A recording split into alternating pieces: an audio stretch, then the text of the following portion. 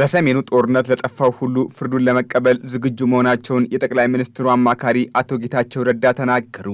የምስራቅ አፍሪካ ጉዳዮች አማካሪው በጦርነቱ ለጠፋውና አሁንም እየጠፋ ላለው ሁሉ የተጠያቂነት ስራ እንዳልተሰራም ተናግረዋል። ይህም ቁጭት እንደፈጠረባቸው ነው አቶ ጌታቸው ያስረዱት።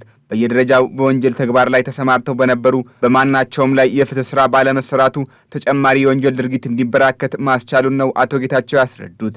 አሁን ደርሰንበት ላለን ትርምስ ስርዓት አልባነት ምክንያት የሆኑት እነዚህ ነገሮች ናቸው። መጠየቅ ያለባቸው መጠየቅ አለመቻላቸው። የትግራይ ህዝብ ከዚህ በላይ ልትጎዳው አትችልም። ትግራይ ህዝብ ለዘመናት መንግስትነት የሚያውቅ ህዝብ ነው። ስርዓት የሚያውቅ ህዝብ ነው። የታገለ ህዝብ ነው። የታገለ ህዝብ በጥቂት ሌቦች ሆስቴጅ ሆኖ አሁን ለስደት የሚዳረግበት ወጣቱ የታገለ ወጣት ክላሽን ጥሎ ለስደት የሚዳረግበት የመን ሳውዲ ሄዶ ባህር ውስጥ ሶማሊያ ውስጥ ሁኔታ የተፈጠረው እኮ እነዚህ ሰዎች እነዚህ የወንጀል ኔትወርኩ ሊንች ፒንስ የሚባሉት ማጋለጥ አለመቻላቸው ነው። ከዚህ በለጠ የሚቆጠቁጠኝ ነገር ሊኖር አይችልም። ሌላው ኮሌክቲቭ የወሰናቸው ስቲል ማምንባቸው ነገሮች የወሰን ኮንሲኩዌንሱን ለመቀበል ዝግጁ ነኝ።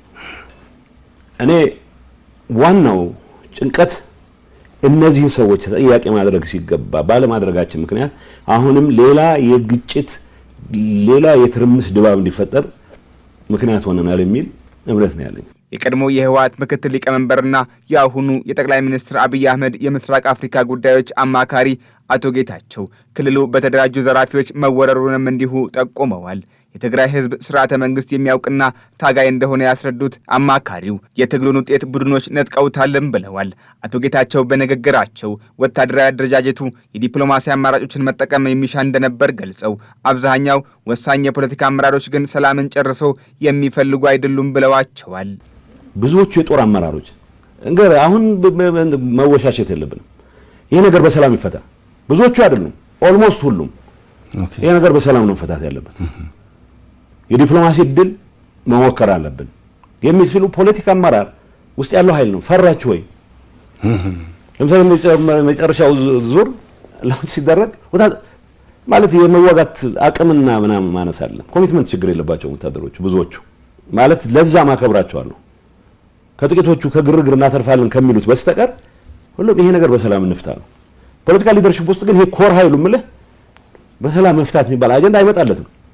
በእኔ እምነት የፖለቲካ ሊደርሺፑ ለሰላም የነበረው ዝግጁነት ኦልሞስት ዜሮ ነው። አቶ ጌታቸው በፕሪቶሪያ ስምምነት መሰረት በክልሉ ተደርጎ የነበረው ምርጫ የተሰረዘ እንዲሆን መፈረማቸውንም ገልጸዋል። ይሁን እንጂ ስልጣናችንን አሳጣን የሚሉ ወገኖች እንደ ካሪ እንደሚቆጥሯቸውም አስረድተዋል። ይህንን ማድረጋቸው እንደማይቆጩበት የገለጹት አቶ ጌታቸው የትግራይንም ህዝብ አሳልፌ አልሰጥም ሲሉ ተናግረዋል። ፕሪቶሪያ ስልጣንን አሳጥቶኛል ብሎ ሲሟገት ሰማዋል። ኦልሬዲ ያደረግነው ምርጫ ሰርዘን ተስማምተን በህገ መንግስት ልናደርግ ነው ፈርመን ነው የመጣ ነው። ምን መንግስት ይኖርሃል ምርጫው ከተሰረዘ? በምርጫው መሰረት የተቋቋመው መንግስት አፍርሰው መጡ ተብለን ነው ከሃዲዎች የተባለው። እኔ ማለት የሚገባኝ መስዋዕትነት ከፍያለሁ ያምናለሁ። የትግራይን ህዝብ አሳልፌ ሰጥቼ አላውቅም፣ ለወደፊት ማሳልፌ አልሰጥም።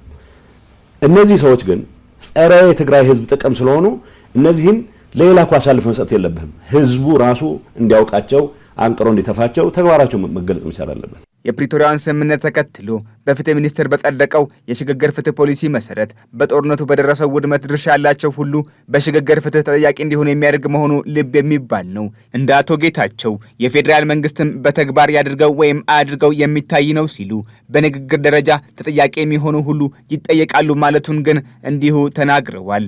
አቶ ጌታቸው ስለተፈጠረው ሁሉ ይቅርታ መጠየቅ አይፈልግም ካሉት የኤርትራ መንግስት ጋር ንግግር የሚያደርግ የክልሉ ቡድን እንደምን የትግራይን ጥቅም ሊያስከብር ይችላል ሲሉ በጥያቄ አስረድተዋል።